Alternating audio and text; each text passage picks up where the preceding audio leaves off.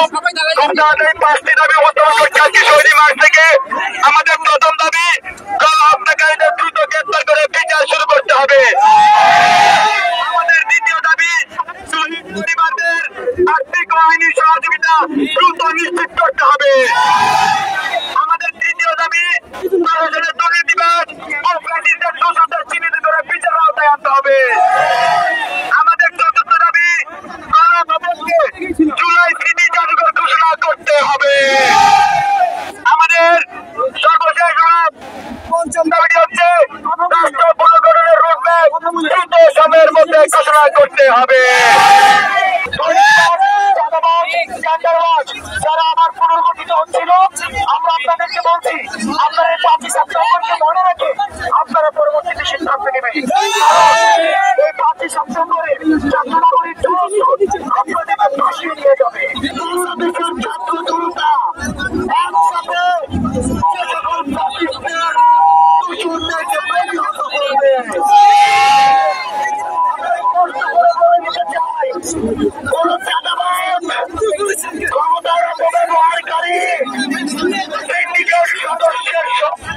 এই বাংলাদেশে আর স্থান হবে না।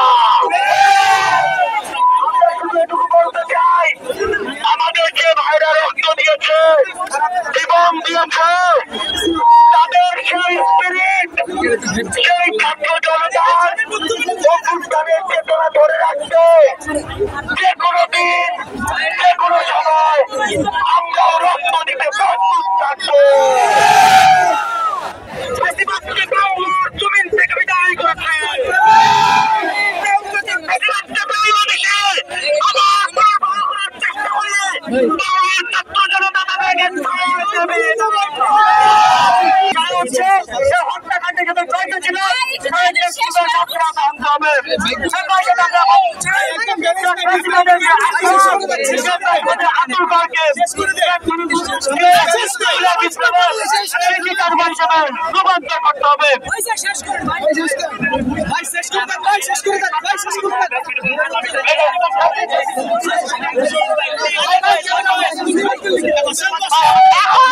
আমাদের মাঠে বক্তব্য রাখবে আমাদের অন্যতম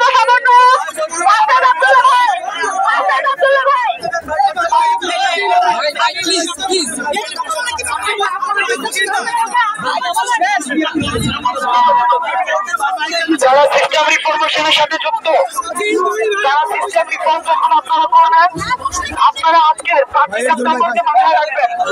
অর্থাৎ এই যে হয়ে যায়নি, 5ই আগস্টের পুনর্মঞ্চায়ন হয়েছে আজকে।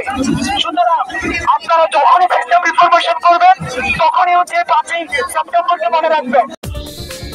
দেশ বিদেশের সর্বশেষ সংবাদ সবার আগে জানতে ক্লিক করুন risingbery.com। প্রতি মুহূর্তের খবর অনলাইনে।